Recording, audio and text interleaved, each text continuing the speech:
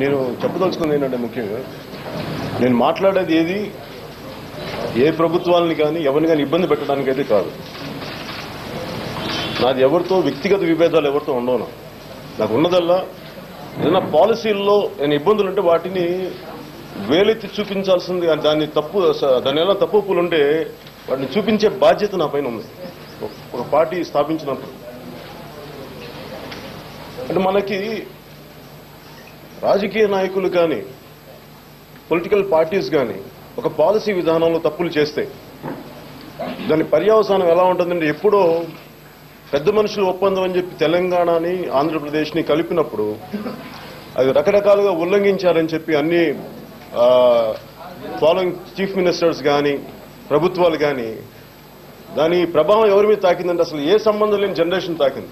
ఎప్పుడో ఒక 25-30 సంవత్సరాల క్రితం చేసిన వాళ్ల పాలసీలని అప్లై చేయలేకపోవటం, అమలు చేయలేకపోవటం వల్ల దాని పర్యవసానం ఎవరు తగులుతుందంటే ఫాలోయింగ్ జనరేషన్స్ తగులుతుంది. అని ఇప్పుడు నేను ఎందుకు ఇలా మాట్లాడాల్సి వస్తుంది, ఎందుకు వేలెత్తి చూపించాల్సి వస్తుంది అని అంటే ఈ రోజు మనం తీసుకునే ఒక నిర్ణయం 2 రాష్ట్రాలుగా విడిపోయిన అనేక సమస్యల మధ్య ఈ రోజుకి సరైన విధానంలో వాళ్ళు మనల్ని విభజించలేదు. దానివల్ల ఇంకా సమస్యలు ఉన్నాయి. ఆ సమస్యల్ని ఎందుకు చేయలేకపోయారంటే ఒక పాలసీని ఫాలో చేసేటప్పుడు సరైన విధి విధానాలతో చేయకపోతే దాని ప్రభావం ఫ్యూచర్ జనరేషన్స్ పడుతుంది. అలాగే ఈ రోజు ప్రతి ఒక్కరు చేసే పాలసీలు కానీ సరిగ్గా అమలు చేయలేకపోతే, దాన్ని సరిగ్గా రాయలేకపోతే, సరిగ్గా ఆలోచించి నిర్ణయాలు తీసుకోలేకపోతే నేను ఈ తరం గురించి మాట్లాడి వచ్చే 25 సంవత్సరాల తర్వాత దీని ఇంపాక్ట్ ఎలా ఉంటుంది దాని గురించి మాట్లాడుతుంది. ఎందుకంటే ఇది నేనేదో గాల్లో మాట్లాడలేదు. అప్పుడెప్పుడో పెద్ద మనుషుల ఒప్పందం సరిగ్గా అమలు చేయలేకపోతే ఈ రోజు ఈ రాష్ట్రం 2గా విడిపోయింది, 2 ఉమ్మడిగా ఉన్న రాష్ట్రం. ఇది ఇంకొకసారి ఈసారి రాష్ట్రాలుగా విడిపోకపోవచ్చు కానీ సోషల్ అన్రెస్ట్ వస్తుందా, అలాంటి పరిస్థితులు రాకుండా ఉండాలంటే ఇప్పుడు నాకు తోచింది, నేను ఆలోచించింది జనసేన పార్టీ తరఫున చెప్పడానికి నేను ఇక్కడ నిన్న మొత్తం ఏదైనా మాట్లాడతాను. ఎప్పుడైనా నేను జనసేన పార్టీ స్థాపించినప్పుడు ఎల్వి నరేంద్ర మోడీ గారిని కలిశాను. అప్పుడు ప్రధానమంత్రి అభ్యర్థి గుజరాత్ ముఖ్యమంత్రిగా ఉన్న నరేంద్ర మోడీ గారిని. నేను ఆయనకి ఏం చెప్పానంటే, సార్ విపరీతమైన 2 సైడ్స్ కి చాలా అన్యాయం జరిగిందని ఫీల్ అవుతున్నారు. రాజధాని మనదని చెప్పి సీమాంధ్ర ప్రాంతం నుంచి అందరూ వచ్చేసారు ఇక్కడికి. కానీ మీరు వచ్చి మా అవకాశాలు కలుగొట్టారు, మీ సైడ్ ముఖ్యమంత్రులు వచ్చి మమ్మల్ని సరిగ్గా గుర్తించలేదు చెప్పి ఈ ప్రాంతాలు అంటే నాయకులు చేసిన తప్పులకి దాని ప్రభావం ఎవరి మీద పడుతుందంటే ప్రజల మీద పడుతుంది సార్. అలా కాకుండా ప్రతి చోట ఒక రేషియల్ డెరోగేటరీగా తయారైంది. అంటే ఎట్లా ఒక రేషియల్ స్లర్స్ వస్తున్నాయి. అంటే ఒక తెలంగాణ ప్రాంత ప్రజలేమో మా భాషని గౌరవపరచట్లేదు, వీళ్ళు అగౌరవపరుస్తున్నారు కోస్తా వాళ్ళని చెప్పి, అలాగే సీమాంధ్ర వాళ్ళు ఏం ఆంధ్రోడా అని చెప్పేసి మమ్మల్ని డెరోగేటరీగా ఉందని చెప్పి ఇవన్నీ ఉన్నాయి సార్. ఇట్లాగే వెళ్తే ఈ సోషల్ ఇంట్రెస్ట్ క్రియేట్ అయితే సార్ ఒక రోజున సివిల్ వార్ సిచ్యువేషన్స్ గుర్తు వస్తాయి సార్. అంటే నా ఉద్దేశం ఏంటంటే ఈవెన్ డిపార్ట్మెంట్స్ కూడా కొట్టుకుంటే అది మనం చూసాం ఆల్మోస్ట్. మొన్న ఈ మధ్య నేను చెప్పాను సార్, ఈవెన్ పోలీసులు కొట్టుకోకుండా రావాలని నేను కోరుకుంటున్నాను సార్ అంటే అది మొన్న ఈ మధ్యన జరిగిపోయింది, అది కూడా జరిగిపోయింది. నేను ఆ రోజు చెప్పాను, నేను అదే చెప్పాను సార్, నేను మనస్ఫూర్తిగా నేను మీ నుంచి ఏం ఆశించను, ఒక పదవి కానీ ఒక ఫోటోగ్రాఫ్ ఆపర్చునిటీ కానీ నేను ఆశించేదల్లా మాకు విసిగిపోయాను సార్. సామాన్యులుగా మేము విసిగిపోయాము. నేను ఈ జనసామాన్యులు, నేను ఒకడిని, అందరితో పాటు నేను విసిగిపోయాను. మాకు కొంత ప్రశాంతత కల్పించండి మాకని చెప్పాను. ఆయన దానికి ఒప్పుకున్నాను. నేను ఒప్పుకున్న తర్వాత నేను భారతీయ జనతా పార్టీకి నేను సంపూర్ణ మద్దతు ప్రకటించాను, తిరిగాను. ఇప్పుడు దాకా ఆ రోజు పార్లమెంట్కి నేను వెళ్ళిన తర్వాత ఈ రోజు ఒక్కసారి కూడా నేను ఒక ఫోటో ఆపర్చునిటీ కోసమో లేదంటే నాకు ప్రధానమంత్రిగా తెలుసని చెప్పు నేను ఎప్పుడు నాకు అవకాశం లేదు, నాకు అంత ఆసక్తి కూడా లేదు. నేను నా ప్రజా సంక్షేమం కోసం, సామాన్య సంక్షేమం కోసం నేను ఆలోచిస్తాను తప్ప నాకు వేరే దీంట్లో బెనిఫిట్ ఏం లేదు నాకు. సో నాకు ఇలాంటి పరిస్థితుల్లో ఇప్పుడు మనకి 2 రాష్ట్రాల గురించి సమస్యల గురించే ఉన్నాయి, వాటి గురించి మాట్లాడాలి. లేదంటే దాని తర్వాత ముందు తెలంగాణ కంటే కూడా ప్రస్తుతానికి నేను నిన్న ఆంధ్రప్రదేశ్ రాజధానిగా విజయవాడ దగ్గరలో ఉన్న ఒక 33,000 కిలోమీటర్లని మనం గుర్తించాం. అందరూ స్వచ్ఛందంగా ఇచ్చారు, అన్ని గ్రామస్తులు. నాకు నిజంగా సంతోషం కలిగింది. అంటే నేను బేసిక్గా నేను రైతుని, నేను ఇంకా వ్యవసాయం చేస్తాను, కూరగాయలు పండిస్తాను, నాకు కష్టం తెలుసు నాకు.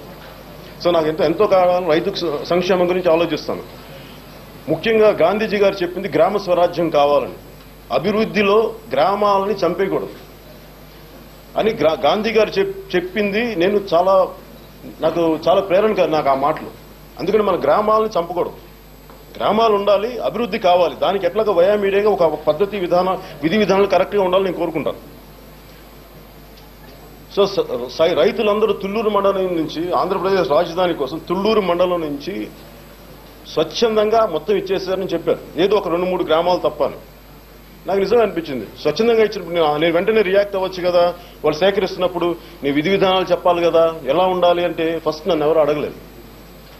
ఎందుకంటే నేను మాట్లాడింది, సపోర్ట్ చేసింది ఒక అనుభవమైన చంద్రబాబు నాయుడు గారికి. ఆయన రూల్ చేస్తే చాలా బాగుంటుందని చెప్పి నేను సపోర్ట్ చేశాను. నా ప్రభావం ఎంత ఉందా లేదా అనే కంటే కూడా నాకు ఆయన గెలిచారు, నాకు చాలా సంతోషం. కానీ ఈ 33,000 ఎకరాల్లో కొద్దిమంది రైతులు ఇబ్బంది పడుతున్నారు. 90% మంది ఇచ్చేశారు, సంతోషంగానే అనుకుందాం. అది ఇచ్చారు, సంతోషంగానే ఇచ్చారు. తుళ్లూరు మండలం నుంచి నేను మాట్లాడుతున్నాను. కానీ ఒక 10% తెలుగుదేశం మంత్రులు కూడా నాకు చెప్పారు, ఎమ్మెల్యేలు కూడా చెప్పారు, సార్ 10% వచ్చి ఇబ్బందులు ఉన్నాయి. ఒకటి ఉండవల్లి గ్రామం, 2 పెనమాక, తర్వాత బేతపూడి, తర్వాత ఇంకొన్ని ఒకళ్ళిద్దరు మిగతా ప్రాంతాల్లో ఒక 5% రైతులు ఉన్నారు. కానీ బట్ అందరూ ఫైనల్గా ఇచ్చేస్తారు, ఇబ్బంది. ఎందుకంటే ప్యాకేజ్ చాలా బాగుందని చెప్పారు. నేను ప్యాకేజ్ గురించి నేను చంద్రబాబు నాయుడు గారితో కలిసినప్పుడు ప్యాకేజ్ నాకు నిజంగానే బాగుంది, నిజంగా బాగుంది. ఆయన అభివృద్ధిలో అందరికీ భాగస్వామ్యం ఉంది. నేను దాన్ని అసలు కాదంట్లా. కాకపోతే 33,000 ఎకరాలు అంటే దాదాపు 51 చదరపు మైళ్ళు, 51 చదరపు మైళ్ళు. అంటే సింగపూరు రాజధాని సింగపూర్ దేశం, దాని రాజధాని వైశాల్యమే 36 కిలోమీటర్, 30 మైళ్ళ ఒకవైపు, 16 మైళ్ళు ఇంకొక వైపు. అంటే మనం ఆంధ్రప్రదేశ్ రాజధాని సింగపూర్ కంటే పెద్దది, సింగపూర్ కంటే పెద్దది. అలాంటి రాజధానిని చాలా అంబిషియస్ గా స్టార్ట్ చేశారు. అది నాకు సంతోషం. ఎందుకంటే అందరికీ రాజధాని కావాలి, ఫ్యూచర్లో జనాభా పెరుగుద్ది, అవకాశాలు కావాలి, ఉద్యోగాలు రావాలి, వ్యాపారాల అభివృద్ధి కావాలి, ఇవన్నీ ఉన్నాయి. దాన్ని డినై చేయట్లా. అసలు అంత అంబిషియస్ ప్రాజెక్ట్ ని ఆలోచన కూడా నేను డినై చేయట్లా. అసలు నాకు సమస్య కూడా కాదు నాకు. కాకపోతే రైతుల నుంచి అంత భూమిని మనం సేకరించినప్పుడు ప్రభుత్వాలకి ఎలాంటి బాధ్యత ఉండాలి అనేది నాకు ఎలాంటి జాగ్రత్తలు తీసుకోవాలి. దాంట్లో భాగంగా నేను కొంతమంది రైతులు మాకు అన్యాయం జరుగుతుంది, నువ్వు వచ్చి మాట్లాడు. అలాగే కొన్ని రైతు కూలీ సంఘాలు నా దగ్గరికి వచ్చి ఇలా మీకు కొంచెం రైతు కూలీల గురించి కొంచెం మీకు అర్థం కావట్లేదు, మీ రైతుల గురించి మీరు ఎందుకు మాట్లాడట్లేదు అంటే, నేను ప్రజలు నన్ను అడిగినప్పుడు నేను వెళ్ళకపోతే తప్పు చేసేవాడిని అవుతాను. సో నేను తెలుగుదేశం ప్రభుత్వాన్ని ఇరకాటంలో పెట్టాలనో, ఇబ్బందులు పెట్టాలనో, అసలు రాజధాని ఇది కాదు నచ్చి అంత దిగజారుడు స్థాయి రాజకీయాలకు నేను మాట్లాడను, అలా చేయను కూడా. అలా అని చెప్పి ఇదేదో పవర్ స్ట్రగుల్ కూడా కాదు, genuinely concern for the sake of for the people sake. కాకపోతే నేను వెళ్ళినప్పుడు ఒకటి, కృష్ణా బ్యారేజ్ దాటినాక ఉండవల్లి గ్రామం ఉంది. ఒకప్పుడు కోకాపేటలో ఎంత భూమి రేటు పలికిందో దానికంటే 10 రేట్లు పలికింది. వాళ్ళకి 10 కోట్లు అన్నారు.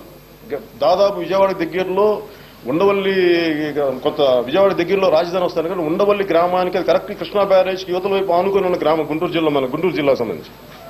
అది 10 కోట్లు పెరిగింది. ఆ తర్వాత అది ఇప్పుడు 3 కోట్లు ఉంది. కానీ ప్రభుత్వం దాన్ని కూడా ఆ భాగంలో ఇమిట్ చేయటప్పటికి ఏమైందంటే, వాళ్ళకి ఇచ్చే ప్యాకేజ్ ఒకటి సరిపోవట్లేదు. అంటే అందరి రైతులతో సమానంగా ఇచ్చేటప్పటికి వాళ్ళు ఏమన్నా మాకు 3 కోట్లు విలువ చేసే భూముల్ని మాకు మీరు ఇచ్చే ప్యాకేజ్ సరిపోవట్లేదు. వాళ్ళు ఏమంటారంటే, మేము రాజధాని కోసం మా గ్రామాల మీదుగా మా పొలాల మీదుగా మీరు రోడ్లు వేసుకుంటే మేము సంతోషంగా ఇస్తాం, మాకు రాజధాని ఉండాలి, మా కోరికను మీ భాగస్వామ్యం కావాలి, మేము ఇస్తాం. కాకపోతే మాకు ఆధారపడిన పొలాలు అవే. ఎందుకంటే మీ పంట వేస్తే ఈ ఆఖరి పంట తర్వాత ఆపేయమంటున్నారు. ఇప్పుడు వేసిన పంట తర్వాత మాకు వాళ్ళు ఇచ్చే ప్యాకేజ్ సరిపోదు, వాళ్ళు ఇచ్చే డబ్బులు సరిపోవు. ఇది మన ఉండవల్లి గ్రామస్తుల సమస్య. అలాగే పెనమాకకి వెళ్తే, పెనమాక 3 పంటలు. అంటే బేసిక్గా మొన్న 2013లో రాజ్నాథ్ సింగ్ గారు పార్లమెంట్లో కూర్చున్నప్పుడు ఏదైనా సరే ఫుడ్ సెక్యూరిటీ కోసం ఎంతో అత్యంత అవసరం అయితే తప్ప, ఆయన యూపీఏ మన ల్యాండ్ యాక్ట్ పెట్టినప్పుడు, ల్యాండ్ అక్విజిషన్ యాక్ట్ పెట్టినప్పుడు దాంట్లో ఏదైనా సమస్యలు ఉంటే దాన్ని లేవనెత్తి ఆయన ఏంటంటే 3 పంటలు మల్టీ క్రాప్ ల్యాండ్ని ఎట్టి పరిస్థితుల్లో కూడా, చాలా ఎంత ఎమర్జెన్సీ అని ఎట్టి పరిస్థితుల్లో కూడా వితౌట్ ఫార్మర్స్ కన్సర్న్ తీసుకోవద్దు అని చెప్పి పదే చెప్పారు. అది నేను చూశాను. సో నేనేమంటా అంటే, పెనమాకకు వచ్చేటప్పటికి వాళ్ళు ఏమంటారంటే, మాకు 3 పంటలు పండే భూములు, ఇప్పుడు మేము వెళ్ళి వ్యవసాయం ఆపుకొని మేము ఎక్కడికి వెళ్ళాలి, మేము ఇవ్వం అని అంటున్నారు.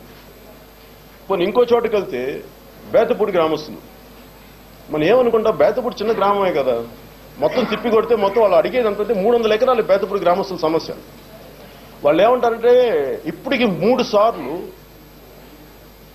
70 ఏళ్ళ నుంచి ఇంకా ముందు నుంచో ఇప్పటికి 3 సార్లు మా భూములు పోయినాయి.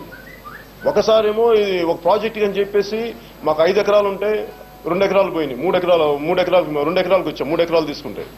ఇంకోసారి ఇంకో బైపాస్ రోడ్డు అని ఇంకా వేయలేదు. ఆ బైపాస్ రోడ్డు కోసం అని చెప్పి 2013లో కాంగ్రెస్ ప్రభుత్వం ఉన్నప్పుడు మాకు కొంత రోడ్డు పోయింది. అయ్యా ఇప్పుడు మాకున్నది 1/2 ఎకరం, 2 ఎకరాలు. ఈ చిన్న కమతా రైతులందరూ, ఈ చిన్న కమతా రైతులందరూ వాళ్ళు ఏమంటారంటే మాకు ఉన్నాయే, మేము ఈ మన పూల పంటలు అన్ని చిన్న తోటలు వేసుకు అన్ని తోటలు పండించుకున్నాయి, వాళ్ళకి మంచి ఆదాయం ఉంది, వాళ్ళు గవర్నమెంట్ ఇచ్చే ప్యాకేజ్ వాళ్ళకి సరిపోదు.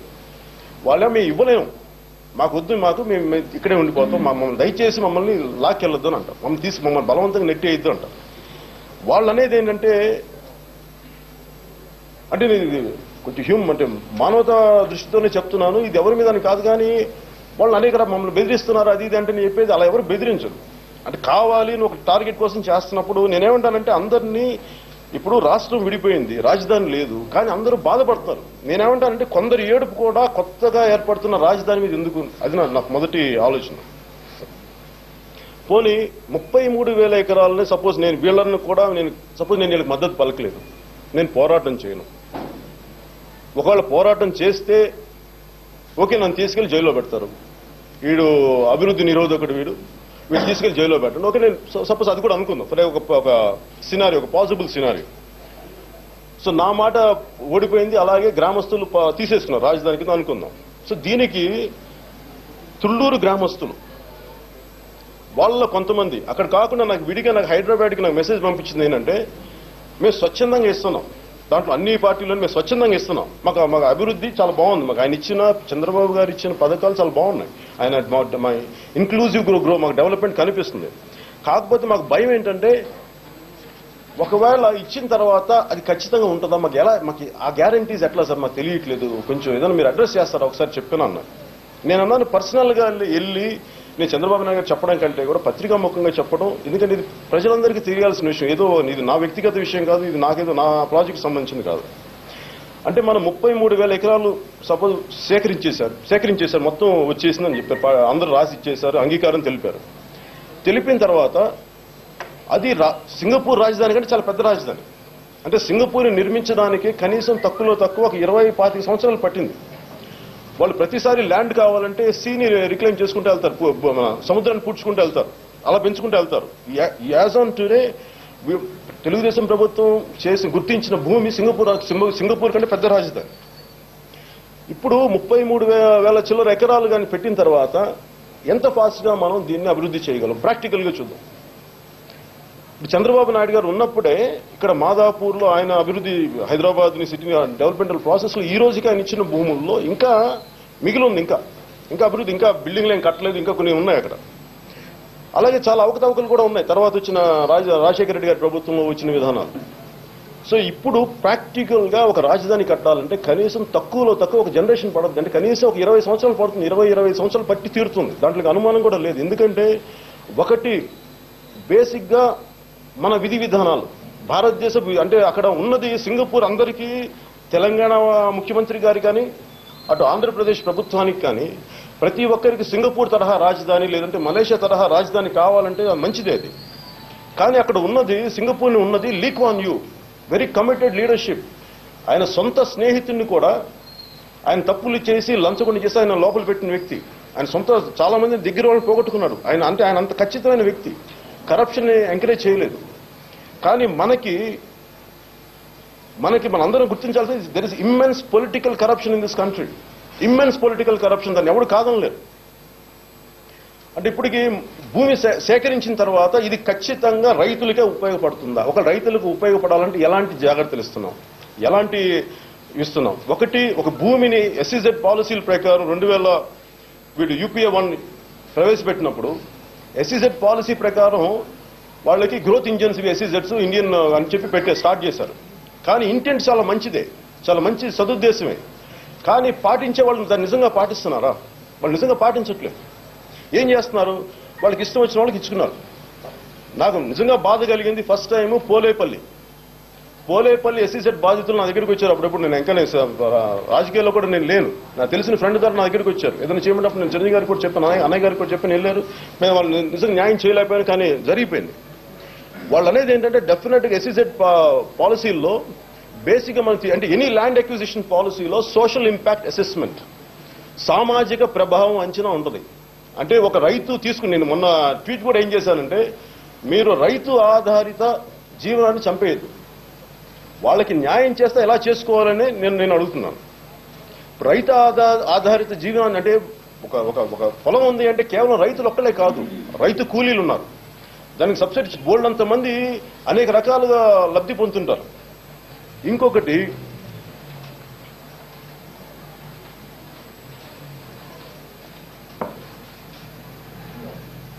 ఇప్పుడు బెత్తపుడు గ్రామస్తులను తీసుకుంటే వాళ్ళు కోసే పూలు ఇవన్నీ అక్కడికి వెళ్తే మన విజయవాడ దగ్గర నుంచి ఆల్మోస్ట్ మనకి ఇక్కడ మోనా మార్కెట్ దాకా వస్తాయి ఆ పెద్ద లాట్.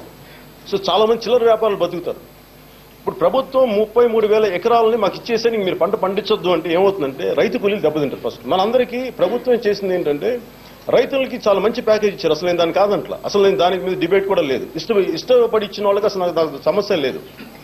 కానీ రైతు కూలీల సమస్య ఏంటి? సోషల్ ఇంపాక్ట్ అసెస్మెంట్, సామాజిక ప్రభావం అంచనా. ఇది ఎంతమందిని ఈ రైతు, ఇప్పుడు మీరు వ్యవసాయం వేయకపోతే మీరు ఏం జరుగుద్ది అనేది అంచనాను మీరు వేశారా? లేదంటే ఇప్పుడు మోడీ గారు పెట్టిన ల్యాండ్ అక్విజిషన్ పాలసీలో కొన్ని పరిశ్రమలకి, రక్షణ పరిశ్రమలకు కానీ, మిగతా కొన్ని పవర్ ప్రాజెక్ట్స్కి కానీ, రూరల్ ఇన్ఫ్రాస్ట్రక్చర్ డెవలప్మెంట్ గా రూరల్ కానీ కొన్నిటికి సోషల్ ఇంపాక్ట్ అసెస్మెంట్ అవసరం లేదని అన్నారు. కానీ సోషల్ ఇంపాక్ట్ అసెస్మెంట్ కానీ మనం చేయకపోతే మనకు వచ్చే సమస్యలు ఏంటంటే సోషల్ అన్రెస్ట్ వస్తుంది. లాస్ట్ 10 years లో ఎస్సీజెడ్ల వల్ల విపరీతమైన అన్రెస్ట్ వచ్చింది. ముఖ్యంగా మన అటు సైడ్ కాదు, ముఖ్యంగా అటు సైడ్ తర్వాత ముఖ్యంగా తెలంగాణలో ఈ వీళ్ళు కన్వీనియంట్ గా ఎస్సీజెడ్ పాలసీని తీసుకున్నారు. అందరూ భూములు తీసుకున్నారు. భూములు తీసుకొని మేము ఇక్కడ ఇన్ని వేల ఉద్యోగాలు ఇస్తాం, మాకు ఇంత సంపద వస్తుంది, గవర్నమెంట్కి ఇంత ట్యాక్స్ కడతాం, గవర్నమెంట్ ఇంత ఎన్రిచ్ అవుద్ది అని చెప్పి ఆఖరికి అవి భూములు ఎవరికి పడలేదు. ఆఖరికి ఆ కంపెనీ ఇంకొకరికి అమ్మేసుకుంది. ఇలాంటి తప్పులు జరిగినాయి. ఆఖరికి నష్టపోయింది ఎవరు? రైతులు. సింపుల్ గా సోషల్ ఇంపాక్ట్ అసెస్మెంట్ ని చాలా మామూలు మనుషులు అర్థం చేసుకోవాలంటే గోరటి వెంకన్న రాసిన పల్లె కన్నీరు పెడుతుంది ఎందుకు వచ్చిందంటే ఆ పాట, ఈ ఎస్సీజెడ్ల వల్ల దెబ్బతిన్న వ్యక్తులు వాళ్ళ కన్నీళ్లు చూసి వచ్చింది ఆ పాట. సో నేనేమంటాను, దీన్ని దయచేసి అంత ఈజీగా మనకి తీసేయకూడదు. సోషల్ ఇంపాక్ట్ అసెస్మెంట్ లేకుండా ఎంతమంది ఇండైరెక్ట్ గా దెబ్బతింటారు. రైతులు ఒక్కలే లబ్ధి పొందుతున్నారు, దాని సంతోషమే. కానీ అలాగే నేను అడిగేది ఏంటంటే రైతు కూలీలకి ఏం చేస్తున్నారు, రైతు కూలీల ఇంట్రెస్ట్ ని ఎలా ప్రొటెక్ట్ చేస్తున్నాం, దాని ద్వారా ఉండే కొంతమంది వ్యాపారాలు ఉంటాయి, హమాలీలు ఉంటారు, వాళ్ళకి మీరు ఏం చేస్తున్నారు, వాళ్ళందరినీ కన్సిడర్ చేసి ఇంకొంచెం నేను బ్రాడర్ విజన్ తీసుకోండి దీనికని ఫస్ట్ నా మొదటి విన్నపం. ఇప్పుడు మనకి అందరూ సింగపూర్ తరహా రాజధాని, మలేషియా తరహా రాజధాని అంటే నేను ఒక 15-20 years బ్యాక్ నేను వెళ్ళాను సింగపూర్కి. వెళ్తుంటే నన్ను అక్కడ అడిగాను, ఇక్కడ ఎవరు చాలా రిచెస్ట్ ఫెలో అని అడిగాను. రిచెస్ట్ ఈజ్ నాట్ ఇండివిజువల్స్, ఇక్కడ రిచెస్ట్ అంతా గవర్నమెంటే. అంటే గవర్నమెంట్ అంత ఎఫెక్టివ్ గా పనిచేయటం వల్ల గవర్నమెంట్ దగ్గర బోల్డంత సంపద ఉంది. దాన్ని వెల్ఫేర్ స్కీమ్స్ చాలా బాగా ఖర్చు పెట్టగలరు, చాలా బాగా ఖర్చు పెట్టగలరు. ఎందుకనంటే అక్కడ కరప్షన్ ఫ్రీ గవర్నమెంట్ ఉంది. తప్పప్పుడు కన్వీనియంట్ విధి విధానాలు లేవు, పక్షపాతాలు లేవు. ఇలాంటి విధానాల వల్ల వాళ్ళు సక్సెస్ఫుల్ గా ఉన్నారు అక్కడ. కానీ ఇప్పుడు మనకి వీళ్ళు చేసే విధానాల వల్ల చాలా సమస్యలు ఉన్నాయి. పోనీ నిజంగా మనం నాకు సంపూర్ణంగా ఇచ్చేద్దామనంటే ఇప్పటికీ వ్యాన్ పిక్ భూములు రాజశేఖర్ అందరూ ఈ రోజున తెలుగుదేశం పార్టీ కానీ, నేను కానీ, భారతీయ జనతా పార్టీ కానీ, ఈవెన్ వెంకయ్యనాయుడు గారు కూడా రాజశేఖర రెడ్డి గారి హయాంలో చాలా తప్పులు జరిగినాయి. కొన్ని ఇండివిజువల్ గా నేనేమంటాను, మొత్తం చాలా మంది డబ్బులు దోచేశారు ఇండివిజువల్ గా, చాలా అన్యాయం జరిగింది. ఇది ఇలా కాదు, సరైన గవర్నమెంట్ కావాలి, సరైన విధి విధానాలతో ఉన్న గవర్నమెంట్ ఉండాలి, ప్రజలను రక్షించే గవర్నమెంట్ ఉండాలంటే నేను వాళ్ళతో పాటు నేను ఉన్నాను. కానీ వాళ్ళు చేసిన పాలసీలను ఇప్పటికీ వ్యాన్పిక్ భూములు ఉన్నాయి. 24,000 ఎకరాలు. అంటే నేను ఈ 33,000 ఎకరాలకు వస్తున్నాను. 24,000 ఎకరాలు సేకరించారు దాదాపు. దాంట్లో వ్యాన్పిక్ పోర్ట్ ట్రస్ట్ అని చెప్పి దానికి సంబంధిత ఆధారితమైన పరిశ్రమలు వస్తాయని చెప్పి, కొన్ని వేల మందికి ఉద్యోగాలు వస్తాయని చెప్పి అప్పటి రాజశేఖర రెడ్డి గారి ప్రభుత్వం వాళ్ళకి ఒక 24,000 ఎకరాలు, దాంట్లో పోర్టుకు సంబంధించి 4,000 ఎకరాలు స్వయంగా మన రైతుల దగ్గర నుంచి లాక్కున్నారు. ఇదే కన్నీళ్ళ మీద. పోనీ వాళ్ళు చెప్పింది నిలబెట్టుకున్నారా అంటే అక్కడ ఏం లేదు, అవే రాళ్ళు ఉన్నాయి, ఏం డెవలప్మెంట్ చేయాల. కానీ ఏం జరిగిందంటే అక్కడ అది 59%, 51% ఏమో మనకి ఒక ప్రసాద్ గారు అనే ఆయనది, మిగతాదేమో రసల్ ఖైమా అనేది ఒక యునైటెడ్ అరబ్ ఎమిరేట్స్ ఉండే ఒక దేశం ఉంది. వాళ్ళల్లో ఇంతకేం చేశారు, అది ఏమైతే పక్కన పెడితే ప్రసాద్ గారు ఏం చేశారు, ఆయన షేర్ నవయుగా వాళ్ళకి అమ్మేశారు 40%.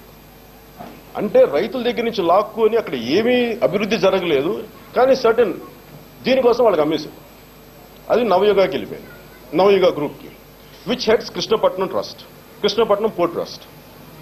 కృష్ణపట్నం పోర్ట్ ట్రస్ట్ మనం తీసుకోవాలంటే సో అది వాళ్ళకి చాలా ఎక్స్పర్టీస్ ఉంది, వాళ్ళకి స్కిల్ ఉంది. సో అందుకని చెప్పి వాళ్ళకి 40% స్టేక్ తీసుకున్నారు. ఇది I'm not talking about Krishnapatnam port trust సంబంధించింది కాదు. అంటే అసలు ఏమీ లేకుండా ఒకళ్ళు భూములు తీసుకుని, రైతుల దగ్గర నుంచి భూములు తీసుకుని అభివృద్ధి చేయకుండా వాళ్ళ కింద ఉంది కాబట్టి దాంట్లో 40% స్టేక్ అమ్మేశారు.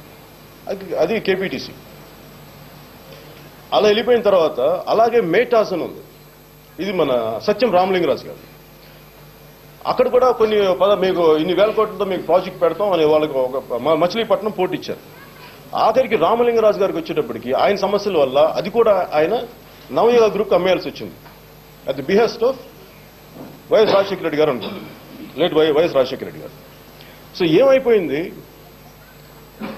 మనకి సింగపూరే 120 మైళ్ళ కోస్తా తీరం సింగపూర్కే. అలాంటిది 870 మైళ్ళ కోస్తా తీరం ఆంధ్రప్రదేశ్ రాష్ట్రానికి. దాంట్లో దాదాపు 40% పైచిలకు ఒక కంపెనీకే ఉంది, ఒక కంపెనీకి. కానీ సింగపూర్లో చూస్తే అక్కడ 2 పోర్టులు ఉన్నాయి, ఆల్మోస్ట్ దాదాపు 75 బర్త్లు. అది ప్రపంచంలోనే అత్యంత బిజియెస్ట్ ఎయిర్పోర్ట్. సో అంత ఆదాయం గవర్నమెంట్కి వస్తుంది, కానీ సో నేనేమంటానంటే ఇలాంటి పాలసీ ఇప్పుడు మనం ఈ రోజున గవర్నమెంట్ చేసేసింది తిరిగి లాక్కోగలరా అంటే ఏం చేయలేదు. ఎందుకంటే వాళ్ళకి రాజ్యాంగం ప్రొటెక్షన్ ఉంటుంది. మేము ఇన్వెస్టర్స్కి ఏమో అంత సాల్వ్. ఈ రోజున ప్రభుత్వం వచ్చి ఇన్ని అవకతవకలు జరిగినాయి, వ్యాన్పిక్ భూముల్లో ఇన్ని అవకతవకలు జరిగినాయి, ఎస్సీజెడ్లో ప్రతి ఎస్సీజెడ్లో ఇన్ని అవకతవకలు జరిగినాయి అని చెప్పి లాక్కోవడానికి లేదు. ఎందుకంటే వాళ్ళు కోర్టుకి వెళ్తారు, వాళ్ళకి రక్షణ ఉంది. 1000 కోట్ల దోపిడీ చేసే వాళ్ళకేమో రక్షణ ఉంది, రైతు కూలీకి మామూలుకి రక్షణ లేకపోతే ఇది ఎవరో ఒకరు మాట్లాడాలి కదా. దీన్ని నేను చూపించకపోతే నేను తప్పు చేసిన అవుతాను. ఇప్పుడు నాకు నా డబ్బున్న వాళ్ళకి పెట్టుబడి వ్యవస్థ బాగా ఉన్న వాళ్ళకేమో మంత్రులు తెలుస్తారు, లేదా ఇంకొకరు తెలుస్తారు. అక్కడ ఉండే హమాలీకో రైతు కూలీకో అరెకరం ఉన్న భూమికి ఎవరు నిలబడతారు, వాళ్ళ పక్షాన ఎవరు మాట్లాడతారు? నేను అభివృద్ధికి నేను ఎగెన్స్ట్ మాట్లాడలా. అలాగే 33,000 ఎకరాలు పెట్టారు. నేను చెప్పేది ఇన్ని అవకతవకలు జరిగినాయి. ప్రభుత్వం ఇంత బాధ్యతగా ఉండాలి అంటే నా ఉద్దేశం ఈ 33,000 ఎకరాలను ఎన్ని ఫేజెస్లో డెవలప్ చేస్తారు. ఈ రోజున ఒకేసారి మీరు అంత 33,000 ఎకరాలకు వ్యవసాయం చేయకూడదంటే ఫస్ట్ ఎకోసిస్టమ్ అంతా దెబ్బతింటుంది. చాలా మంది దానికి గొల్లకురములు ఉన్నారు, ఎస్సీలు ఉన్నారు, ఎస్టీలు ఉన్నారు. ఇది వీళ్ళెవరికి భూములు లేవు, ఒకళ్ళు ఉన్న అరాకొర భూములు ఉంటాయి. కాకపోతే వీళ్ళు వ్యవసాయాన్ని ఆధారం చేసుకుని బతుకుతుంది. వీళ్ళంతా అక్కడ వ్యవసాయం చేయకపోతే ఒకేసారి ఆఫ్ చేసేస్తే వాళ్ళు ఏం చేస్తారు, వాళ్ళకి ఉపాధి ఏంటి, వాళ్ళు ఎలా బతుకుతారు, ఒకవేళ వాళ్ళకి ప్రభుత్వం వాళ్ళకి ఏ విధంగా సహాయం చేస్తుంది అన్నది నా మొదటి నేను అడిగేది. 2, 33,000 ఎకరాలు ఈవెన్ స్వచ్ఛందంగా ఇచ్చారు, నేను వాళ్ళు కాదంట్లా. వాళ్ళని మనం ఎలా ప్రొటెక్ట్ చేస్తున్నాం? మొన్న జగన్ గారు ఉండవల్లి గ్రామానికి వెళ్ళి నేను ఇప్పుడు 2000 మళ్ళీ నేను ముఖ్యమంత్రి అయితే మీ పొలాన్ని మీకు తిరిగి ఇచ్చేస్తాను అన్నారు. అంటే పోనీ వాళ్ళకి నేను 2024 వరకు చంద్రబాబు గారి ముఖ్యమంత్రిగా ఆంధ్రప్రదేశ్ ముఖ్యమంత్రిగా ఉండాలని నేను కోరుకున్నాను. నాకు ఇష్టం, ఆయన సంతోషం, నాకు అసలు అందులో ఇబ్బంది కూడా లేదు. నేను పెట్టి పాలిటిక్స్ అయితే చేయను నేను. కాకపోతే కీడించి మేలించమంటారు. ఒకవేళ ఆయన రాకపోతే 2019లో ఒకవేళ ఆయన రాలేదు, తెలుగుదేశం పార్టీ రాలేదు, నేను కూడా వాళ్ళకి ఒత్తాసు పలికాను, నేను కూడా సపోర్ట్ చేస్తాను, నేనేం పారిపోను. ఒకవేళ రాకపోతే జగన్ గారు చెప్పినట్టుగా ఉండవల్లి గ్రామస్తుల పొలాలు ఆయనకి తిరిగి ఇచ్చేస్తే, అలాగే బోళ్ళంత పొలిటికల్ రైవల్రీ ఉంటుంది. ఆ రైవల్రీ ప్రకారం మొన్న నన్ను గ్రామస్తులు ఆయన ఆఫ్ చేశారు రాకూడదని చెప్పి. ఆ కోపంతో వాళ్ళని ఏమైనా ఒకవేళ ఇబ్బంది పెడితే మరి దానికి ప్రొటెక్షన్ ఏంటి? ప్రభుత్వాలు మారచ్చు. నేను ఏదైనా 29,000 ఎకరాలు 95% రైతులు స్వచ్ఛందంగా ఇచ్చారు. ఒకవేళ ప్రభుత్వాలు మారినా, ఈరోజు ఎవరు మారినా, ఎవరు చేసిన ఏ ప్రభుత్వమైనా రావచ్చు, కానీ బేసిక్ గా రాజధాని కావాలి అని సంతోషంగా ఇచ్చిన వాళ్ళని మనం ఇర్రెస్పెక్టివ్ ఆఫ్ పార్టీస్ ఎవరు వచ్చినా, ఇంకొక పాలసీలు మారినా, ఎవరైతే స్వచ్ఛందంగా ఇచ్చారో వాళ్ళు నష్టపోకుండా ఎలాంటి రాజ్యాంగ పరంగా వాళ్ళకి ఎలాంటి రక్షణ ఉంటుంది ఒక్కొక్కరు ఇచ్చిన ప్రతి రైతుకి. ఇవన్నీ ఈ జాగ్రత్తలు తీసుకోవాలి. సో నేననేది ఏంటంటే సోషల్ ఇంపాక్ట్ అసెస్మెంట్ ప్రకారం మీరు ఫస్ట్ రైతు కూలీలు ఒకటి జాగ్రత్త, వాళ్ళకి ఏం చేస్తారో ఒకసారి చెప్పండి, అది నాకు అవసరం, ప్రజలకు చెప్పండి. 2, ఈ బేతపూడి గ్రామస్తులకి, ఉండవల్లి, పెనమాక ఈ గ్రామస్తులకి వాళ్ళకి చాలా ఉంది, కుదిరితే వాళ్ళని ఆ ప్లాన్ నుంచి తప్పించండి. అంటే రింగ్ రోడ్లు కన్వీనియంట్ గా చాలా మంది వ్యక్తుల కోసం వంకర టింకర్లకు తిరిగిపోయింది. రింగ్ రోడ్ స్ట్రైట్ గా ఉండాల్సిన రింగ్ రోడ్డు ఇన్ఫ్లుయెన్స్ ఉంటేనేమో ఇటు తిరిగింది, అటు వెళ్ళని చెప్పి మనకి పత్రికలు అన్నింటిలో అన్ని పేపర్లు కథనాలు వచ్చినాయి. అట్లాగే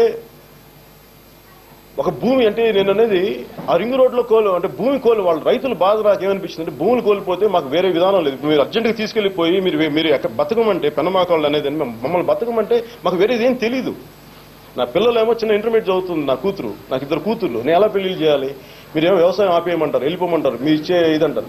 వాళ్ళు ముగ్గురే చెప్తున్నారు ఆ 3 గ్రామాలు. సో వాళ్ళ కోసం మీరు ప్రత్యేకమైన కమిటీ వేసి వాళ్ళ సమస్యలు ఏంటి తెలుసుకొని, నేను అనేది నేను మీ ప్రాసెస్ కి రాజధాని దీనికోసం నేను అడ్డురాను, కానీ వాళ్ళ కోసం మీరు ప్రత్యేకమైన కమిటీ వేసి వాళ్ళ బాగోగులు వినండి, ఇంకేదైనా కన్విన్స్ చేయండి. కానీ సంతోషంగానే వాళ్ళ దగ్గర నుంచి భూములు తీసుకోండి, వాళ్ళ కన్సెంట్ భూములు తీసుకోండి తప్ప, ఒక అవసరం అయితే. లేకపోతే వారిని వదిలేదు. అంటే మురళీమోహన్ గారు ఉన్నారు, ఆయనకి ఈ మన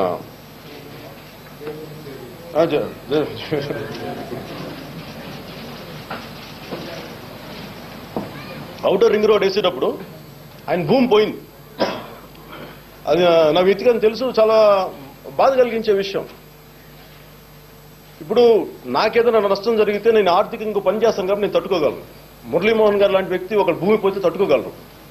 కానీ కేవలం భూమి మీదే బతుకుతున్న వ్యక్తులు, భూమి మీద ఆధారపడే వ్యక్తులకి మనం ఇంకొంచెం జాగ్రత్తగా వాళ్ళకి న్యాయం చేయాల్సిన అవసరం ఉంది.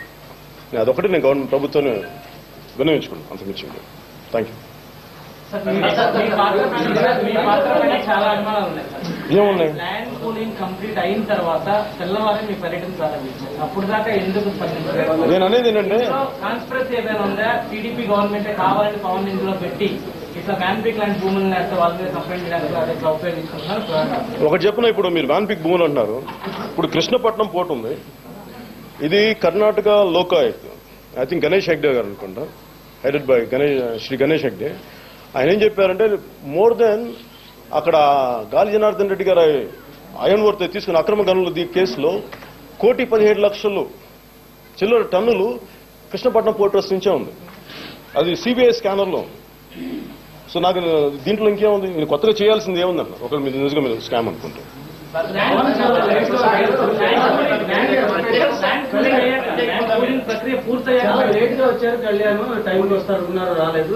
ఎవరు నేను ఇప్పుడు ఒకటి నేను అసలు మీకు అదే చెప్తాను కదా, విధి విధానాలే మార్చమని చెప్పట్లేదు. నేను అనేది ఏంటంటే వీళ్ళని కొంచెం జాగ్రత్తగా హ్యాండిల్ చేయండి. ఇప్పుడు నేను అనేది అంటే నేను I'm not doing politics. First of all నాకు జెన్యూన్ హ్యూమన్ కన్సర్న్ ఉంది. ఇప్పుడు మీ అందరికీ తెలుసు, రాజశేఖర రెడ్డి గారు ఎన్ని ప్రభుత్వాలు తెలిసిన వ్యక్తులకి సార్ అది ఒక్కటి వదిలేరా మాకు అంటే వదిలేస్తాం. ఇక్కడే జరిగింది రింగ్ రోడ్లోనే. నేను అనేది ఏంటంటే, పోనీ వాళ్ళు ఇన్వెస్ట్మెంట్స్ కోసం పెట్టుకున్న భూమి కాదు అక్కడ నా కన్సర్న్. వాళ్ళు ఇప్పుడు నన్ను ముందే పిలిచుంటే, వాళ్ళు నన్ను ముందే నేను ఒకటి ఇప్పుడు నేను వెళ్ళి కూర్చొని నేను తెలుగుదేశం తరఫున ప్రచారం చేశాను. ఇప్పుడు అర్జెంట్గా ఎందుకు అగేన్స్ట్ వెళ్తాను? నా ఉద్దేశం అది కాదు. కాకపోతే ఏంటంటే గత 3-4 రోజులుగా కూర్చోబెట్టి నన్ను వస్తామంటే వాళ్ళు ఏమంటారు, నేను అడుగుతానే ఉన్నాను. కానీ రెగ్యులర్గా నేను కనిపించిన ప్రతిసారి నాకు ఎవరినొకరు అడుగుతాను, ఏం ప్రాబ్లం అంటే, లేదు అందరూ ఇచ్చేస్తారు, అది ముందు మేము సెటిల్ చేస్తాం, సరిగ్గా సెటిల్ చేస్తాం అన్నారు. కానీ వాళ్ళు ఇవ్వకపోతే నేను వెళ్ళి వాళ్ళు అడగాల్సిన ప్రశ్న ఉంది. అంతేకాదు దీంట్లో నాకు ఏముంటుంది అడ్వాంటేజ్ చెప్పండి.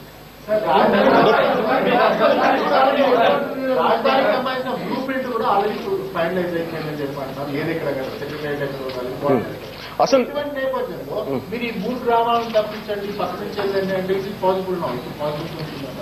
నేను అనేది ఏంటంటే సార్ చాలా ఇప్పుడు ఉదాహరణకి కేసీఆర్ గారు ఉన్నారండి. ఆయన ఏమడిగారు, మొత్తం వచ్చి మెట్రో రైలు కొంచెం అడ్జస్ట్ చేయమన్నారు. కొంచెం వాల్యుబుల్ ఇది మన పోతున్నప్పుడు ఎంతో కొంత అడ్జస్ట్ చేశారు కదా, ఒప్పుకున్నారు కదా. అంటే పాసిబిలిటీ అంటే నేను అనేది పాసిబిలిటీ లేకుండా ఎందుకు ఉంటుంది? నేను అడిగేది మొత్తం కాదు, ఒక చిన్న పాసిబిలిటీని అడుగుతున్నాను. వాళ్ళు ఏమన్నా రోడ్లు ఇస్తామంటారు కదా, దానికి కాదంటారు కదా.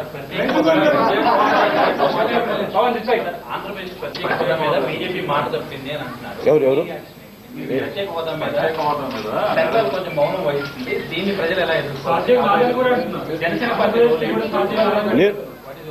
ఖచ్చితంగా నా ఉద్దేశం ఏంటంటే వాళ్ళు ఖచ్చితంగా మాట వెనక్కి వెళ్ళారా నాకు తెలియదు, దానికి అనుమానం కూడా లేదు. వెనక్కి వెళ్ళారు. కన్వీనియంట్గా ఏం మాట్లాడతారంటే ఇప్పుడు తెలంగాణ తీర్మానం మీరు అక్కడ వెళ్ళి కోస్తాంధ్రాకి వెళ్ళి కాకినాడలో మీరు ఎన్నో 90s లో మీ తీర్మానం పెట్టి దానికి మీరు ఒప్పుకున్నప్పుడు అక్కడ జస్ట్ మీ పార్టీలో మీ తీర్మానం పెట్టి అలాగే పార్లమెంట్కి వెళ్ళినప్పుడు ఎంతమంది వీళ్ళు మాట్లాడుతున్నా కానీ వీళ్ళేం పట్టి ఢిల్లీ పేపర్స్ లో కనీసం సీమాంధ్ర ఉద్యమం కనీసం ఒకసారి కూడా రాలా, అసలు ఎవరికి తెలియదు. పోనీ ఇంతమంది గోలు పెడుతుంటే పోనీ ఏమన్నా అడిగారా, పోనీ ఏమైనా ఇచ్చారంటే ఇచ్చిన తర్వాత కూడా సంజాయిషి ఇవ్వలేదు. పోనీ సాక్షాత్ పార్లమెంట్ ప్రామిస్ చేసి వాళ్ళకి తెలంగాణకి తెలంగాణ ఇచ్చేశారు. సీమాంధ్ర ప్రాంత ప్రజలకు ప్రత్యేకమైన స్పెషల్ స్టేటస్ ఇస్తామని చెప్పి కూడా నిలబెట్టుకోలేకపోతే బీజేపీ 100% వెన్ బ్యాక్.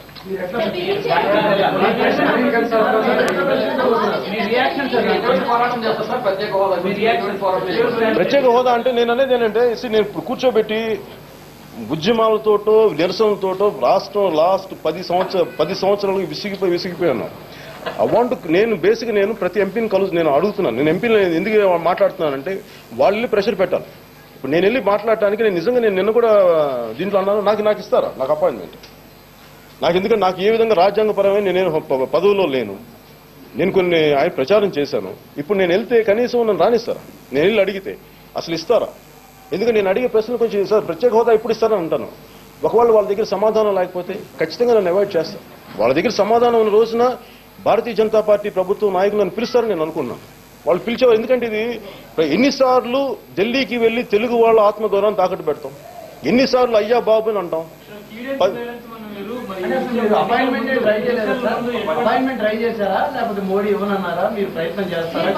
నేను మాట్లాడడానికి ఫస్ట్ ఎంపీలు ఉన్నారు. నా పొజిషన్ ఏంటి నేను చెప్పాను, వాళ్ళు పోటీ చేశాను, వాళ్ళ కోసం నేను ప్రచారం చేశాను. కన్సర్న్ ఎంపీస్ ఉన్నారు. నేను వాళ్ళకి ఇప్పుడు ఇవ్వనంటే అప్పుడు నేను మాట్లాడతాను. మీరేంటంటున్నారు? బీజేపీతో ఎన్నికల్లో ప్రచారంలో పాల్గొన్నారు, బీజేపీకి సపోర్ట్ గా మీరు ప్రచారం కూడా చేశారు. ఈ విషయం ఒకవేళ ఆంధ్రప్రదేశ్ కి ఇస్తానన్న ప్రామిసెస్ గురించి వెనక్కి వెళ్తే ఏం చేయాలన్న దాని మీద ప్రశ్నిస్తానని చెప్పి కూడా గతంలో మీరు చెప్పారు. అందుకే నా అభిప్రాయం చెప్తున్నాను కదా, ఏం చేయబోతున్నా అనేది నేను ప్రస్తుతం నాకు కూర్చోబెట్టిన చాలా నిర్మాణంలో ఉన్న పార్టీ. నా దగ్గర డబ్బులు లేవు, నాకు కూర్చోబెట్టి నాకు నేను మాట్లాడితే జనం నన్ను అభిమానించి కొంతమంది అభిమానులు ఉన్నారు, ప్రజలు ఉన్నారు. తప్ప నేను వెళ్ళి మాట్లాడగలను. తీసుకెళ్లి నేను ఏదైనా సరే కన్స్ట్రక్టివ్గా నేను చేయదలుచుకున్నాను. నేను మాట్లాడతాను, నాకు తెలిసిన ప్రతి ఒక్క బీజేపీ వ్యక్తితో మాట్లాడతాను. ఒకవేళ ఇవ్వకపోతే వచ్చి నేను కూర్చోబెట్టి అది ఎలా చేయాలి ఏం చేయాలి అనేది అది నేను నిర్ణయించుకొని చెప్తాను, వెంటనే చెప్తాను. ఎవరికి అంటే వాళ్ళే మనం ప్రాక్టికల్ నేను చూడాలి. నేను టీవీలో చూసేది ఏంటంటే మీ మాట తెప్పామని చెప్పట్లేదు, చేస్తా ఉన్నారు. నాకు ఎలా ఉందంటే ఎప్పుడు చేస్తారు? ఇప్పటికి 10 సంవత్సరం అయిపోయింది, దాదాపు సంవత్సరం. ఇప్పుడు ఇంకొక 2 నెలల సంవత్సరం అయిపోతుంది. పోలవరం ఇప్పుడు అంటే వాళ్ళు విడగొట్టిన విధానానికి పోలవరంకి 100 కోట్లు ఇచ్చారు. అంటే 16,000 కోట్లు కాస్త 100 కోట్లు అయింది. ఆ 100 కోట్లు ఫినిష్ అవుతుంది. 7 ముంపు మండలాలను కలిపేశారు, తెలంగాణ మండలాలని. వాళ్ళ పరిస్థితి ఏంటి అంటే ఎవరికి అరాకొర న్యాయం చేసి ఎవరికి శాంతి లేకుండా చేశారు. అది ఇప్పుడు ఏదైనా మాట్లాడితే అవి చాలా పవర్ఫుల్ పార్టీస్, జాతీయ స్థాయి పార్టీలు. నా బలం ఎంతో నేను తెలుసుకోవాలి. నేను ఒకరితో మాట్లాడబోయే నేనేం మాట్లాడగలను? నేను నిరసన వ్యక్తం చేయగలను, లేదంటే రోడ్డు మీదకి వెళ్ళి అరవగలను, లేదంటే ఢిల్లీకి వెళ్ళి ధర్నా చేయగలను. అంతేగాని నిజంగా పాలసీలు చేసే స్థాయి నేను వెళ్ళాలంటే పార్లమెంట్లో కూర్చోగలిగాను. నాతో పాటు కొంతమంది బలం ఉండాలి. అయినా నా దగ్గర లేవు కదా. సో ప్రస్తుతం నేను చేయగలను, నా నిరసన ఎలా వ్యక్తం చేయగలను? ఇలా ఇంటర్వ్యూ ద్వారా ఎక్స్ప్రెస్ చేయగలను, లేదంటే బయటకు వచ్చి రోడ్డు మీద నిరసన వ్యక్తం ప్రదర్శించగలను తప్ప అంతకుమించి నేను వేరే ఏం చేయాలనేది నేను మాట్లాడగలను. నేను ప్రచారం చేసిన వ్యక్తిని. ప్రభుత్వ పాలసీలు మంచిగా ఉంటేనే నెక్స్ట్ జనరేషన్ లాభం జరుగుతుందంటారు. ఇప్పుడు రాజధాని విషయంలో ఏపీ ప్రభుత్వం అంబేద్కర్ పాలసీ మంచిగా ఉందనుకుంటారా? లేదంటే మీరు దానికి మీరు కట్టుబడుతున్నారు. ఇంకోటి గ్రామీణ స్వరాజ్యం కోసం ఉండాలి, గ్రామాలంతా సుభిక్షంగా ఉండాలి. ఈ సమక్షంలోనే ప్రభుత్వాలు 3 ప్రధానమైన హామీలు. ఒక ప్రత్యేక హోదాతో పాటుగా రైతు రుణమాఫీ, మహిళలకు రుణమాఫీ, ఉద్యోగ వృద్ధి. ఈ సంవత్సరంలో 3 చేశారు. 3 కూడా ఒక్క అంగం కూడా ప్రభుత్వం ముందుకు వేయలేదు. ఇప్పుడు ఒకటి నేను తెలుగుదేశం మద్దతుగా నేనున్నాను. ఇప్పుడు రైతు రుణమాఫీ జెన్యూన్ నేను చెప్తున్నాను, ప్రత్యేకించి దీంట్లో ఏమీ లేదు. చంద్రబాబు నాయుడు గారు నిజంగా జెన్యూన్ చేయాలి. ఎంత పాసిబిలిటీ అని పక్కన పెట్టడానికి నిజాయితీగా చేయాలని, కాకపోతే అంత ఫండ్స్ లేవు ప్రాక్టికల్గా ఆలోచించాలి. నేను దాని మీద కూర్చోబెట్టి నేను ఇరికించడానికి వీటికి వచ్చి నేను మాట్లాడలేదు. నేను అనేది ఏంటంటే కనీసం రైతు రుణమాఫీ గురించి కంటే కూడా ముందు అసలు భూమున్న రైతులని కనీసం కాపాడనమని కోరుకుంటున్నాను. బీజేపీ మోసం చేసిందంటున్నారు, టీడీపీ కూడా మోసం చేసింది. The way I want to some it up is, first of all Bharatiya Janata party మాట నిలబెట్టుకోలేదు ఇప్పటిదాకా నేను ఇదే మాట్లాడుతున్నాను. నిలబెట్టుకోవట్లేదు అని చెప్తున్నా. అంటే ఈ క్షణం వరకు అంటే ఇప్పటికీ మీరు పార్టీ పదవిలోకి రాయంటే అక్కడ అసెంబ్లీ పార్లమెంట్కి వెళ్ళగానే వెంటనే పోలవరం ఆర్డినెన్స్ జారీ చేశారు, బిల్ పాస్ చేశారు. అలాగే స్పెషల్ స్టేటస్ కూడా ఇవ్వాల్సింది, కానీ ఎందుకు ఇవ్వలేకపోలేదు నేను తర్వాత చేస్తారేమో అనుకున్నా. వాళ్ళు వేరే సమస్యలు చెప్తారు. మిగతా ఆంధ్రప్రదేశ్కి ప్రత్యేకమైన స్టేటస్ ఇస్తే మిగతా రాష్ట్రాలు మా పరిశ్రమలు వెళ్ళిపోతే అందుకు మేము మరి అలాగా మీరు అనుకున్నప్పుడు మరి పార్లమెంట్లో ఎందుకు మాట ఇచ్చారు? మరి మీరు ఇచ్చిన మాట మీద మీరు వెనక్కి వెళ్ళిపోతే మిమ్మల్ని నమ్మిన ప్రజలు మీరు ఎలా రియాక్ట్ అవుతారు? మీరు ఎలా వచ్చి మళ్ళీ మీరు భారతీయ జనతా పార్టీని మీరు ఎలా విస్తరణ చేస్తారు ఆంధ్రప్రదేశ్ స్టేట్ లో? అది వాళ్ళు తెలుసుకోవాలి.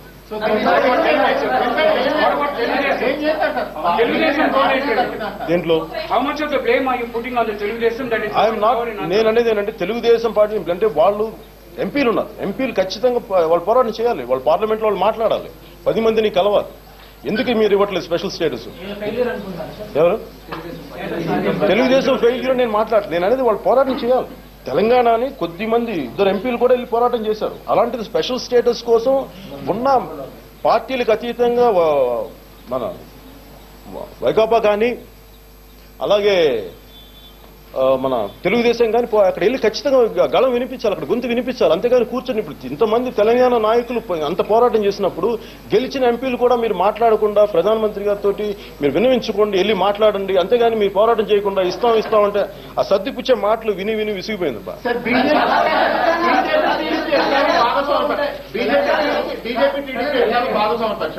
వాళ్ళ కోసం మాకు నమ్మకం ఉంది అంటారు. ఎటువంటి రిజల్ట్ రావట్లేదు. ఇటువంటి నేపథ్యంలో మీలాంటి న్యూట్రల్ ఉన్నట్టుంటారు ఖచ్చితంగా పోరాటం చేయాల్సిన అవసరం, ఎందుకంటే మీరు ఆల్రెడీ వెళ్ళొచ్చారు కాబట్టి. ఇటువంటి నేపథ్యంలో దీనిపైన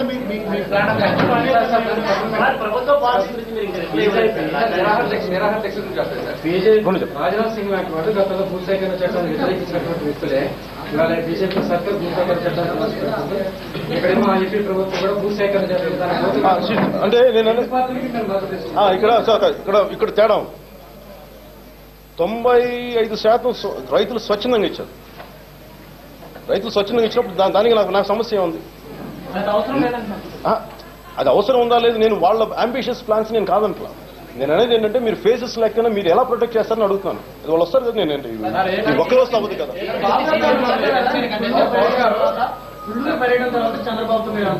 నేను మాట్లాడాను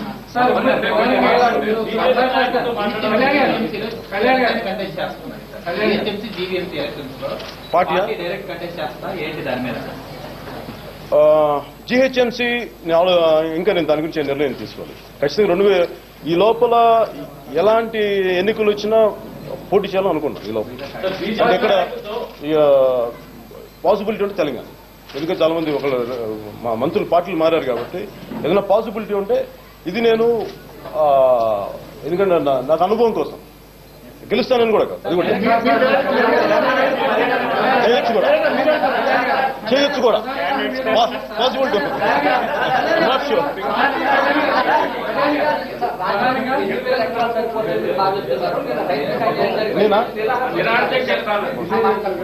నేనేంటంటే రాజధానికి ఎంత ఎకరాలు కావాల్సినది ఒక విధాన నిర్ణయం. నేను దానికి ఎన్నో చెప్పండి.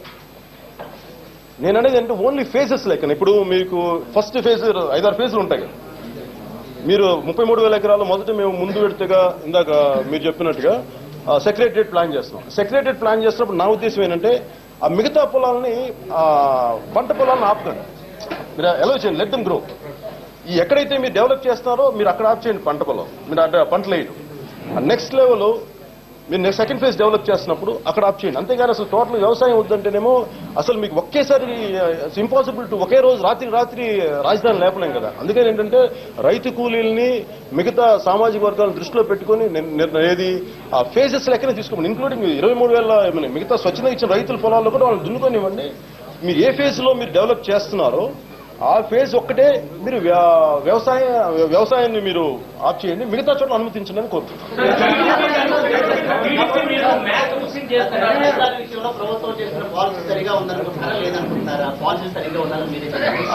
It is about first of all నేను దాని గురించి నేనేమంటున్నానంటే వాళ్ళు ఇచ్చిన ప్యాకేజ్ అందరికీ నచ్చినప్పుడు నాకు సమస్య లేదు. నాకు సమస్యల్లో కొద్దిమంది ఇబ్బంది పడుతున్నప్పుడు రైతు కూలీల గురించి ఎట్లా ఆలోచించాను నేను వాటి గురించి ఆలోచిస్తాను.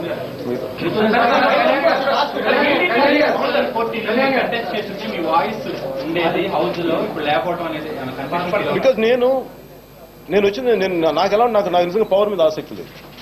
నాకు నిజంగా రాజకీయాల్లోకి వచ్చానంటే చాలా బాధలు ఉన్నాయి, ఎవరు మాట్లాడరు, కొన్ని ఇష్యూస్ ఏమో అందరూ కామ్ కూర్చుంటారు, అందరూ ఇష్యూని రాజకీయం చేసి వదిలేస్తారు తప్ప పరిష్కారం కోసం ఎత్తగరు.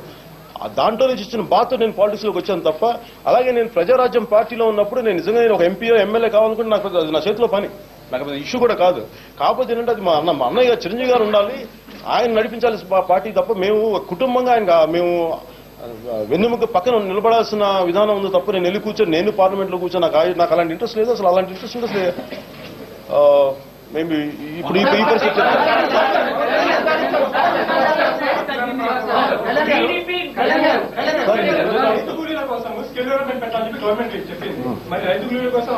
సార్ ఇప్పుడు నేను skill development I agree with you.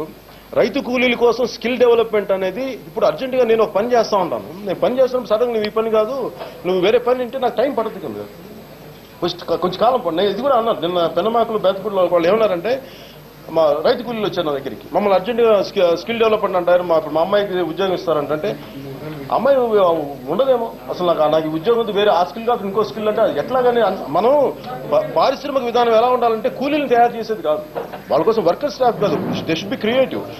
Demographic dividend అందరూ భారతదేశం 220లో మొత్తం యువత ఎక్కువ ఉంటుంది అనుకున్నప్పుడు మీరు యువత కోసం ఏం చేస్తున్నారు? ఏ ప్రభుత్వం ఒక తెలుగుదేశం ప్రతి ప్రభుత్వం సార్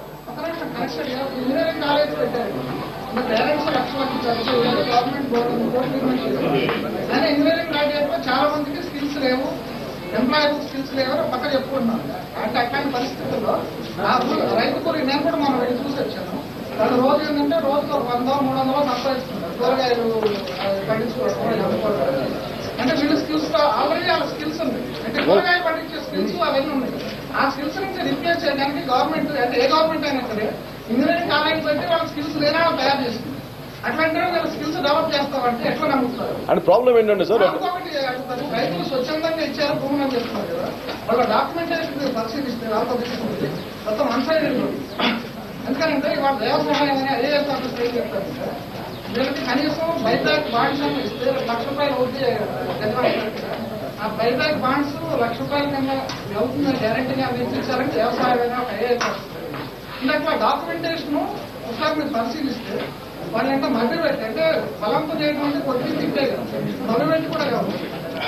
వాటి దృష్టిలో మీరు ఏమైనా పరిశీలించారు? నేను అంటే నా కన్సర్న్స్ ఉన్నాయి. నేను సారీ అంటే ఇప్పుడు కన్సర్న్స్ ఉన్నాయి అంటానికి ఏదో ఎయిట్ లో మాట్లాడతా.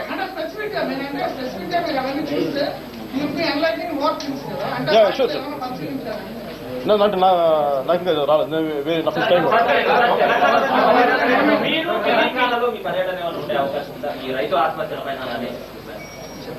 అంటే నేను వెళ్ళి నన్ను కొన్ని పరిస్థితుల్లో అంటే నేను ఫస్ట్ పాలిటిక్స్కి ఒకళ్ళు ఏదైనా చేయాలంటే ఏ ప్రభుత్వాన్ని ఎరకాటంలో పెట్టాలని కాదు, కానీ ఒకవేళ నిజంగా ఏదైనా ఇష్యూ అడ్రస్ చేయాల్సి వచ్చి వెళ్లాల్సి అంటే నేను కూర్చోబెట్టి టీఆర్ఎస్ ప్రభుత్వాన్ని ఎవరు నాకు ఎరకాటంలో పెట్టాలి, నాకు ఇబ్బంది లేదు లేదంటే వాళ్ళని కాదు, కానీ నిజంగా సమస్యను వాళ్ళు అడ్రస్ చేయనప్పుడు ప్రభుత్వం ఉంది వాళ్ళ ఇష్యూని అడ్రస్ చేస్తున్నప్పుడు అసలు నాకు వెళ్లాల్సిన అవసరం ఉంది. ఒకవేళ నిజంగా ఇష్యూని అడ్రస్ చేసినప్పుడు అక్కడ ప్రజలు మాకు న్యాయం జరగట్లేదని కోరుకున్నప్పుడు నేను ఖచ్చితంగా వెళ్తాను.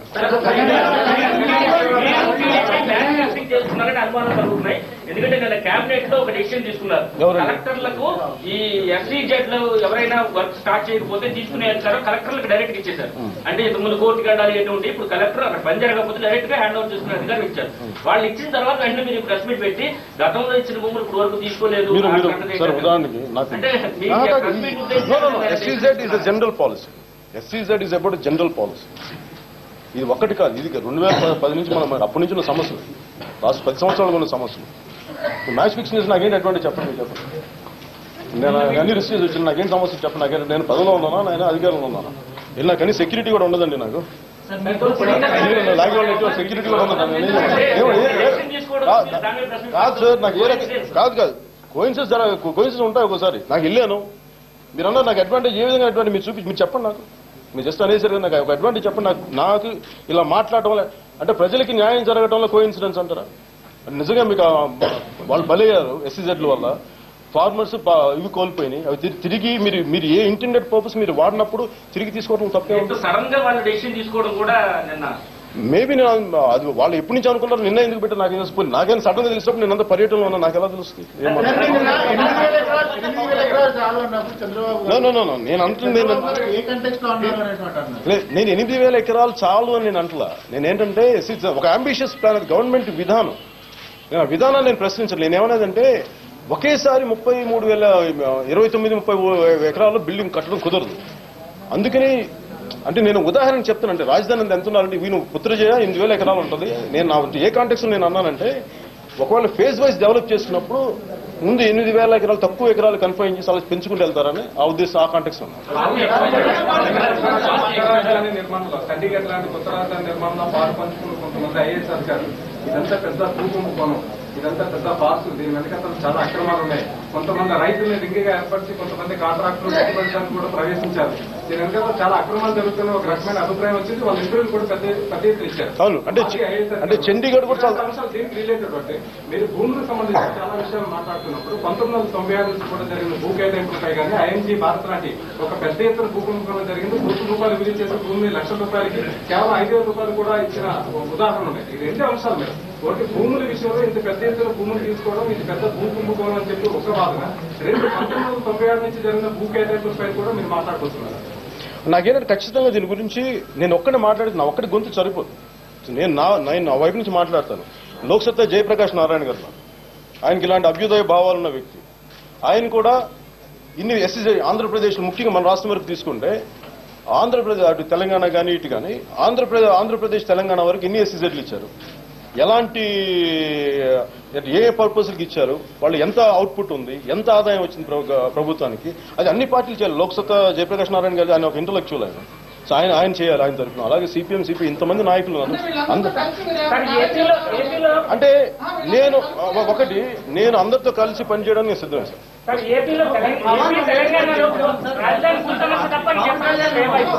ఏది తెలంగాణ ఆంధ్రప్రదేశ్ లో ఇప్పటి వరకు సమస్యలు తప్ప ఇంతవరకు ప్రజా సమస్యలు ఏమీ లేవా? ఎన్ని సమస్యలు లేవు, అన్ని ఉన్నాయి. అన్ని ఒకేసారి మాట్లాడలేం కదా, అన్ని ఒకేసారి మీరు ఎక్కడ స్పందించలేదు. సమస్య ఉంటేనే అంటే అలాగే సమస్యలు ఉన్నాయి.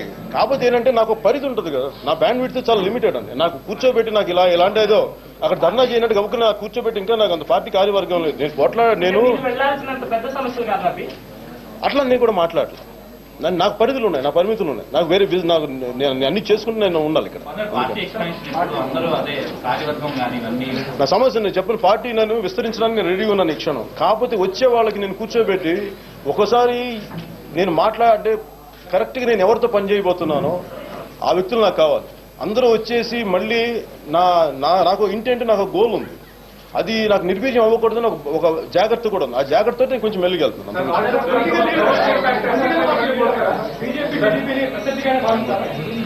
నేను ఎవరిని ప్రత్యర్థిగా భావించనండి.